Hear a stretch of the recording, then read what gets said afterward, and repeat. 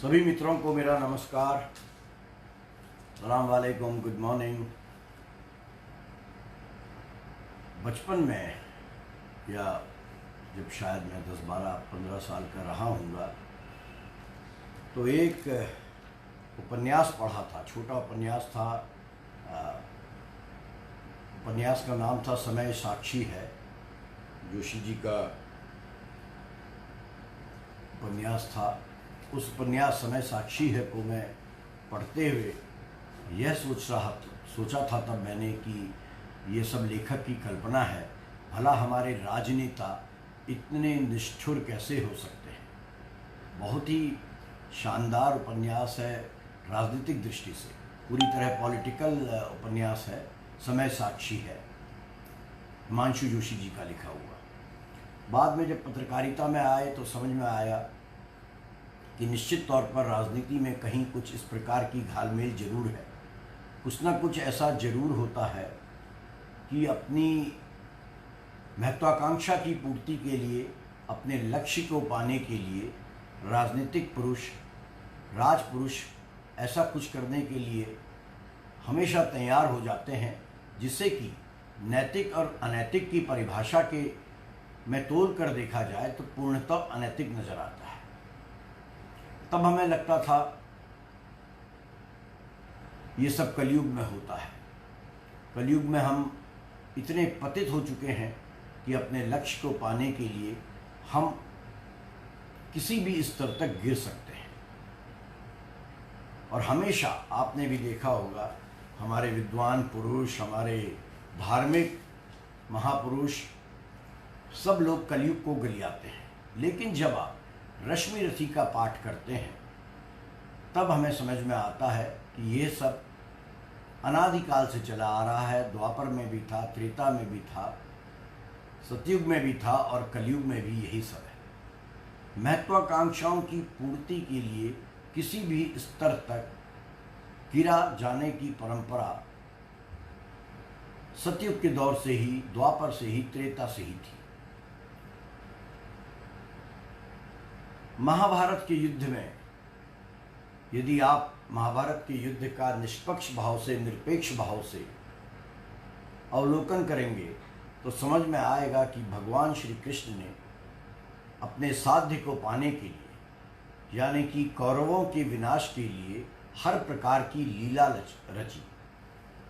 लीला शब्द का उपयोग इसलिए कर रहा हूँ कि वो भगवान हैं, इसलिए वो लीला रच सकते हैं। अन्यथा लीला नहीं है, बल्कि स्पष्ट तौर पर श्री कृष्ण ने हर वो अनैतिक काम किया जो उनकी जीत का मार्ग प्रशस्त करता था। इसलिए अब समझ में आता है कि क्यों 80 के अंतिम दशक में जब मेरठ में पीएसी विद्रोह में आती है और बहुत बड़ी मात्रा में मुसलमानों को मार देती है, तब तत्कालीन कांग्रेस की सरकार के मुख्यमंत्री वीर बहादुर सिंह जी कोई कार्रवाई क्यों नहीं करते हैं। तब समझ में आता है कि क्यों कर गोधरा हुआ और क्यों कर गोधरा के बाद गुजरात में दंगे भड़ गए। मोहनदास करमचंद गांधी की फिलॉसफी पूरी तरह फेल है। गांधी कहते थे, पवित्र साध्य को पाने के लिए पवित्र साधनों का होना जरूरी है। मगर यदि आप रश्मि रथी का पाठ करेंगे, यदि कृष्ण की चालों को समझेंगे तो समझ में आता है कि किस साध्य पवित्र हो, साधन कैसे भी हों, उनको जुटाने के लिए हमारे राजपुरुष अनादि काल से हर वो काम करते आए हैं जिसे कि हमें बचपन से ही अधार्मिक बताया गया है, अनैतिक बताया गया है। रामधारी सिंह दिनकर जी की रचना रश्मि रथी का 6ठ सर्ग का पहला भाग मैंने कल पढ़ा था। भीष्म पितामह मृत्यु शैया पर लेट चुके हैं। कर्ण उनसे आज्ञा लेने जाते हैं कि मुझे आशीर्वाद दीजिए, मैं इस युद्ध में कौरवों को विजय दिलाऊं, अर्जुन का सर काट सकूं, जो मैंने प्रण लिया है। भीष्म पितामह अपनी ओर से पूरा प्रयास करते हैं। वो कर्ण से कहते हैं कि तुम ही अकेले ऐसे सक्षम व्यक्ति हो जो इस युद्ध को अभी भी टाल सकते हो। कर्ण उनके पैर छूते हुए विदा मांगते हैं और कहते हैं कि अब बहुत देर हो चुकी है, मैं अपने प्रण से विमुक्त नहीं हो सकता। अब आगे का पाठ।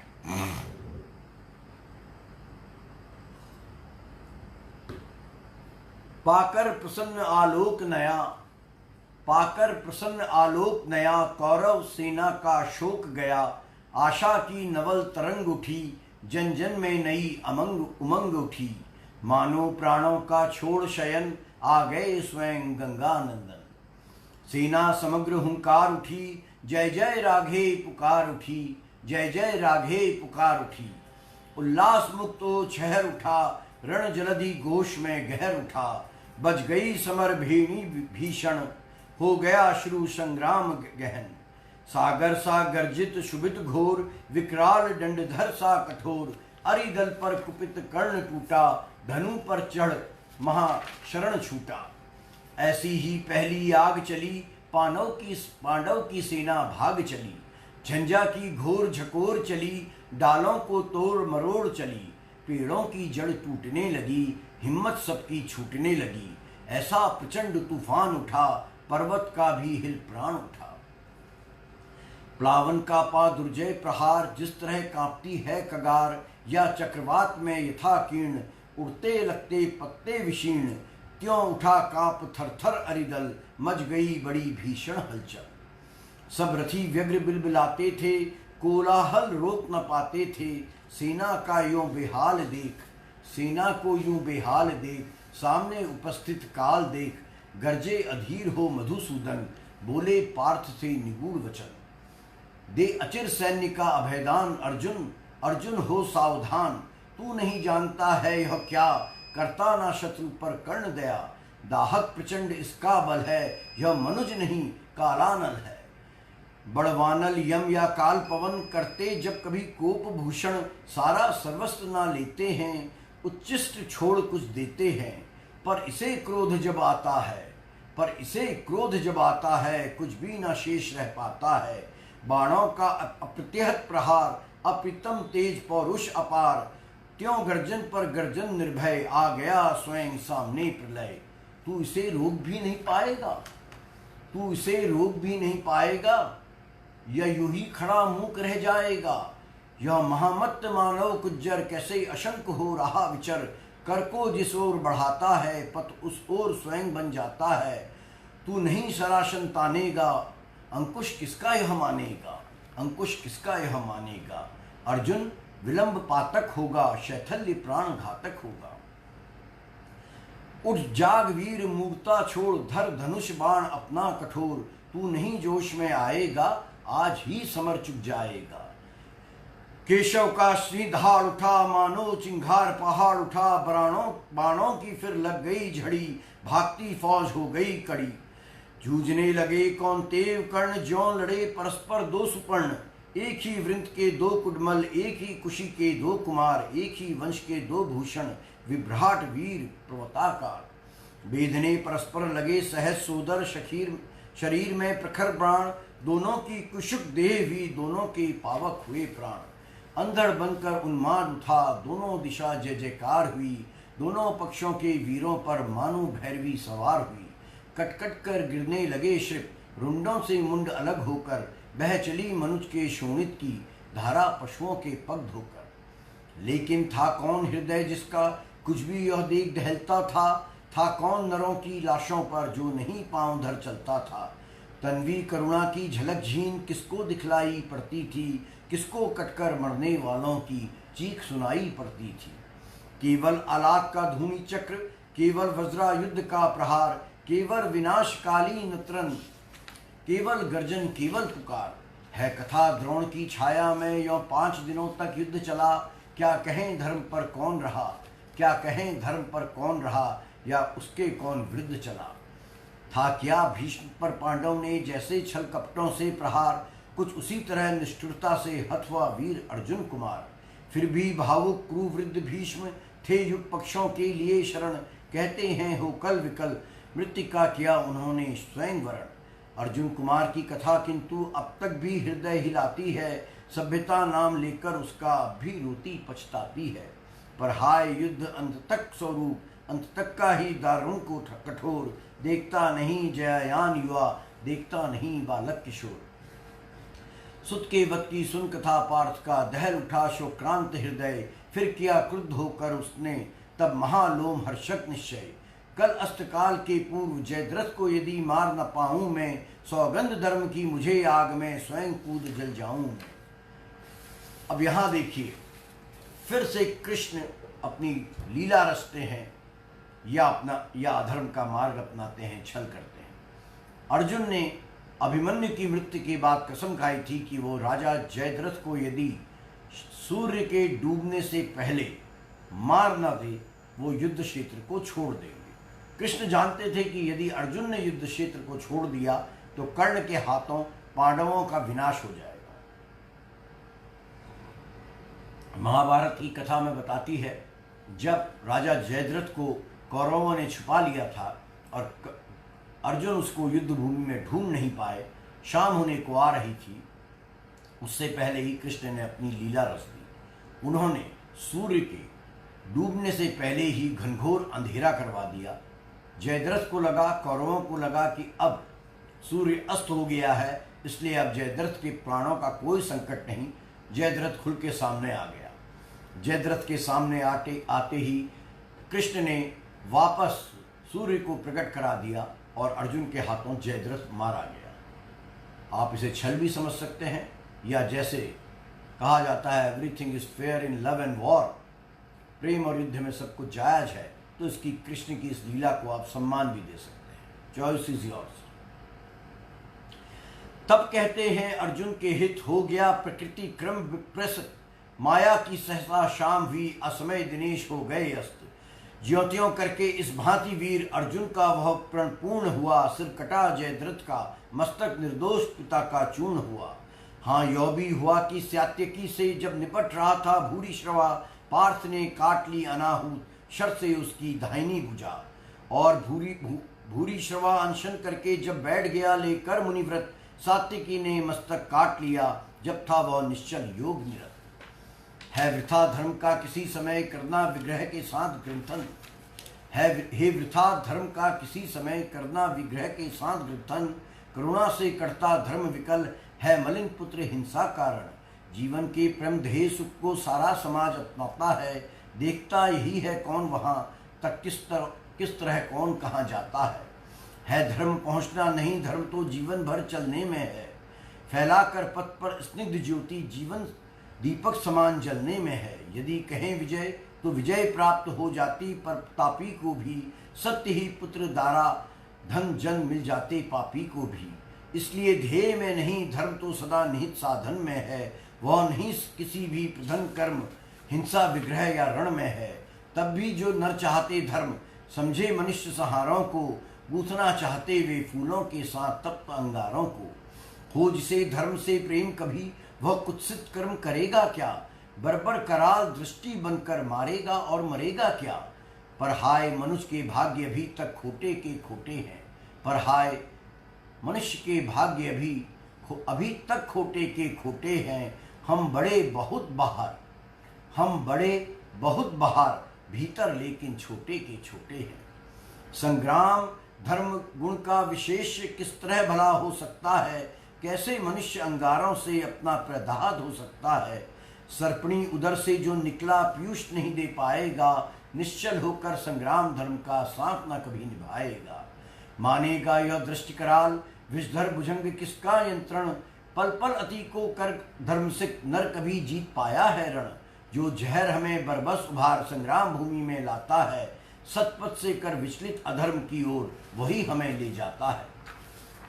कवि कह रहे हैं कि जो सांप के उदर से पैदा होगा वो निश्चित ही कभी ना कभी डंक जरूर मारेगा। अधर्म के रास्ते पर चलकर यदि हम जीत प्राप्त भी कर लें तो उस जीत से कभी सत्कर्म के मार्ग नहीं हम पा पाएंगे।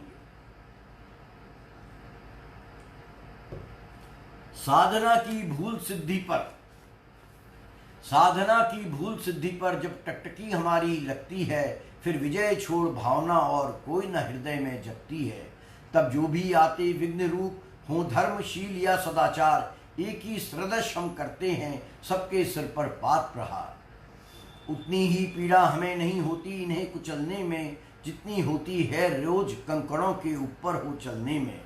सत्य ही ऊर्ध्व लोचन कैसे नीचे मिट्टी का ज्ञान करे, जब बड़ा लक्ष्य हो खींच रहा छोटी बातों का ध्यान करे।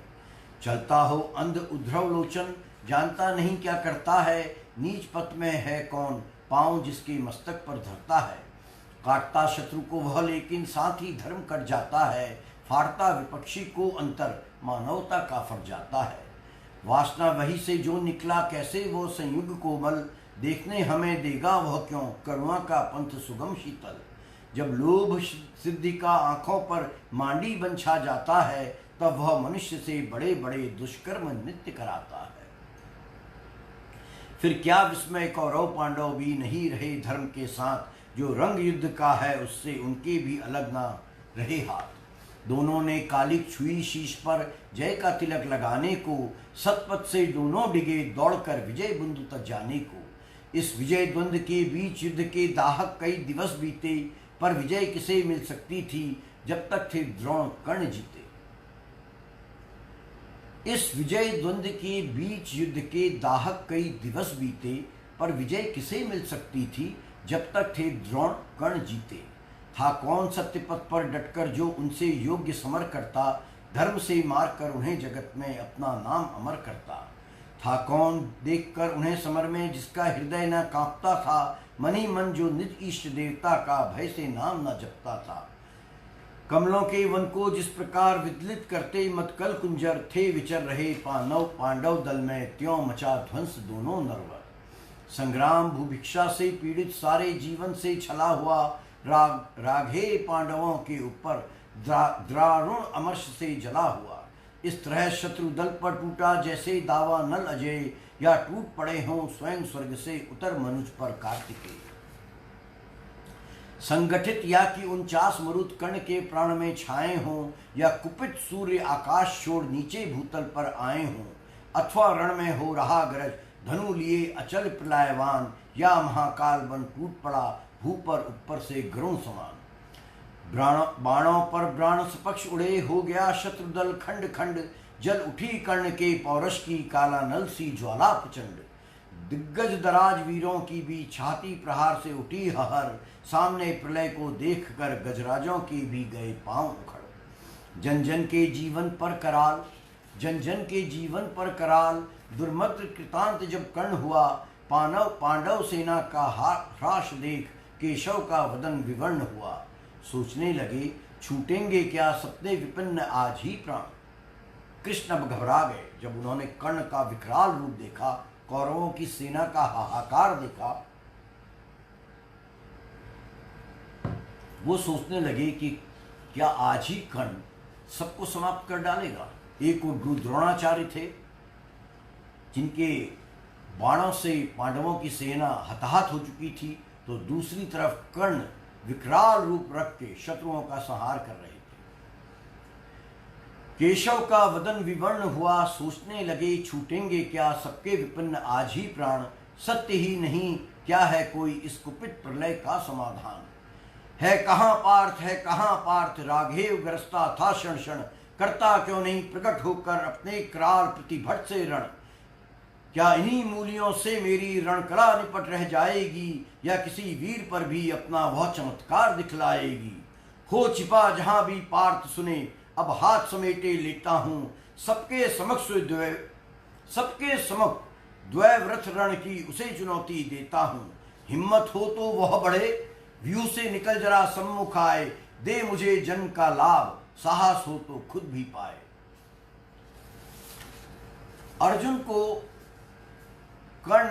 अर्जुन को भगवान श्री कृष्ण ने एक चक्रव्यूह के घेरे में रखा था ताकि कर्ण की मार से उसे बचाया जा सके। कर्ण इस बात को समझ गए। उन्होंने ललकार लगाई कि अब मैं किसी पर हथियार नहीं उठाऊंगा। मैं अर्जुन को चुनौती देता हूं कि वो आमने सामने अपने रथ में वो आ जाए, मैं अपने रथ में आ जाऊं, हम दोनों युद्ध करते हैं। उन्होंने चैलेंज किया, अगर पार्थ सही में योद्धा है तो मेरे से वो आमने सामने का युद्ध करे, या तो मैं मरूंगा या पार्थ वीर गति को प्राप्त होगा। कृष्ण लेकिन जानते थे कि अर्जुन की वीरता कर्ण के सामने फीकी है, इसलिए उन्होंने फिर चाल चली। पर चतुर पार्थ सारथी आज रथ रथ अलग नचाए फिरते थे, कर्ण के स्वात रथ रथ रण से शिष्य को बचाए फिरते थे। चिंता थी एक धनी कराल, यदि द्विरथ युद्ध में जुटेगी, पार्थ का निधन होगा, किस्मत पांडव समाज की फूटेगी। आपको याद होगा हमने पिछले पाठ में जब कवच और कुंडल कर्ण से इंद्र ने छल पूर्वक मांग लिए थे, तब खुद स्वर्ग के राजा इंद्र ग्लानि में धंस गए थे। उन्होंने कर्ण को एक अमोघ अस्त्र दिया था और कहा था कि इसका वार जिस पर भी करोगे वो खाली नहीं जाएगा। साथ में शर्त भी लगा दी थी कि उस अस्त्र का वार केवल एक बार ही कर्ण कर सकेंगे। कृष्ण को ये बात पता थी, वो जानते थे अगर दोनों महारथी आमने सामने आकर लड़ेंगे तो कर्ण निश्चय ही इंद्र के दिए हुए दिव्य अस्त्र का प्रयोग करेंगे और अर्जुन का निधन हो जाएगा। इसलिए कृष्ण ने एक बार फिर माया रची। नटनागर ने इसलिए युक्ति का नया योग संधान किया, एक धिनी हृदय के लिए घटोत्कच का हरि ने आह्वान किया। बोले बेटा क्या देख रहा, हाथ से विजय जाने को है, अब सबका भाग्य एक तेरे कुछ कर्तव्य दिखलाने को है। यह देख कर्ण के विशिष्ट वृष्टि कैसे कराल झड़ जाती है, गौ के समान पांडव सेना भय विकल भागती जाती है। तिल पर भी भूमि ना कहीं खड़े हों, जहाँ लोग सुस्थिर क्षण भर, सारी भूमि पर बरस रहे एक ही कर्ण के बाण प्रखर। यदि इसी भांति सब लोग मृत्यु के घाट उतरते जाएंगे, कल प्रातः कौन सेना लेकर पांडव समर में आएंगे।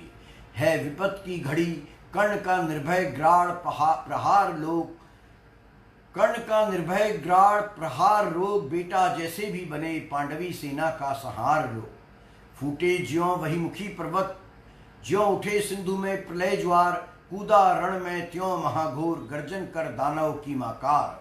सत्य ही असुर के आते ही रण का वह क्रम टूटने लगा, कौरवी अनी भयभीत हुई, धीरज उसका छूटने लगा। है कथा दानवों के कर में थे बहुत बहुत साधन कठोर, कुछ ऐसे भी जिन पर मनुष्य का चल पाता नहीं था जोर। उन अगम साधनों के मारे कौरव सेना चिंगार उठी, ले नाम कर्ण का बार बार व्याकुल हो हाहाकार उठी। लेकिन अजरश्वर वृष्टि निरत अनवरत युद्धरत धीर कर्ण, मनी मन हो रहा था स्वयं इस रण से कुछ विस्मित विवर्ण। बाणों से तिल भर भी अभिद्ध था कहीं नहीं दानव का तन, पर हुआ जा रहा था वह पशु पल पर कुछ और अधिक भीषण। जब किसी भी तरह नहीं रुद्ध हो सकी महादानव की गति, सारी सेना को विकल देख बोला कर्ण से स्वयं कुरुपति। क्या देख रहे हो सखे दस्यु, क्या ऐसे क्या कभी मरेगा यह, दो घड़ी और जो देर हुई सबका संहार करेगा यह। हे वीर विलपते हुए सैन्य का, अचिर किसी विधि त्राण करो, अब नहीं अन्य गति आंख मूंद एक धनी का संधान करो। अरि का मस्तक है दूर अभी, अपनों के शीश बचाओ तो, जो मरण पाश है पड़ा प्रथम उससे तो हमें छुड़ाओ तो। सुन सहम उठा राघे मित्र की ओर फिर निज चकित नयन, झुक गया विवशता में कुरुपति का अपराधी कातर आनंद। मन ही मन बोला कर्ण, पार्थ तू वै का बड़ा बली निकला, या यह कि आज फिर एक बार मेरा ही भाग्य छली निकला। रहता आया था मुदित कर्ण, जिसका अजय संबल लेकर, था क्या प्राप्त जिसको उसने इंद्र को कवच कुंडल देकर। जिसकी करालता में जय का विश्वास अभय हो पलता था, केवल अर्जुन के लिए ही उसे राघे जुगाए रखता था। वह काल सर्पणी सी जिह्वा, वह अटल मृत्यु की सगी स्वसा, घातकता की वाहिनी शक्ति, यम की प्रचंड वह अनल रसा। लप्रपा आक्सी एक धनी, तृणीर छोड़ बाहर आई, चांदनी मंद पड़ गई समर में, दाहक उज्ज्वलता छाई। कर्ण ने भाग्य को ठोक उसे आखिर दानव पर छोड़ दिया, विहल हो कुरुपति को विलोक, फिर किसी और मुंह मोड़ लिया। उस असुर प्राण को भेद दृष्टि, सबकी क्षण भर त्रासित कर, एक धनी ऊपर लीन भी, अंबर को उद्भाषित कर। पा धमक धरा धस पाद धमक धरा धंस उछल पड़ी, ज्यों गिरा दस्यु पर, माफ कीजिएगा, ज्यों गिरा दस्यु पर्वताकार, हाहा की चारों ओर मची, पांडव दल में व्याकुल पुकार, नरवीर युधिष्ठिर नुकुल भीम, रह सके कहीं कोई न धीर, जो जहां खड़े थे लगे वहीं करने लगे कातर क्रंदन गंभीर। सारी सेना थी चीख रही, सब लोग व्यग्र बिखलाते थे, पर बड़ी विलक्षण बात हंसी नटनागर रोक न पाते थे। टल गई विपद कोई सर से, या मिली कहीं मन ही मन जाए, क्या हुई बात क्या शेष हुए केशव इस तरह विगत संशय। लेकिन समर को जीत कर निज वाहिनी को प्रीत कर, वलित गहन गुंजार से पूजित परम जयकार से, राघेव समर से चला मन में कहीं खोया हुआ, जय घोष की झंकार से आगे कहीं सोया हुआ। हारी हुई पांडव सेना में हंस रहे भगवान थे, पर जीत कर भी कर्ण के हारे हुए से प्राण थे। क्या सत्य ही जय के लिए केवल नहीं बल चाहिए, कुछ बुद्धि का भी घात, कुछ छल कपट कौशल चाहिए। क्या भाग्य का आघात है, कैसी अनोखी बात है, मोती छिपे आते किसी के आंसुओं के तार में, हंसता कहीं अभिशाप ही आनंद के उच्चार में। मगर यह कर्ण की जीवन कथा है, नियति का भाग्य का इंगित विथा है। मुसीबतों को नहीं जो झेल सकता, निराशा से जो नहीं खेल सकता, पुरुष क्या श्रृंखला को तोड़ करके चले आगे नहीं जो जोड़ करके। नटनागर हरि यानी श्री कृष्ण ने जब यह समझ लिया कि आज अर्जुन मारा जाएगा और कृष्ण अपने कर्ण अपने अमोघ अस्त्र का इस्तेमाल करेंगे, तो उन्होंने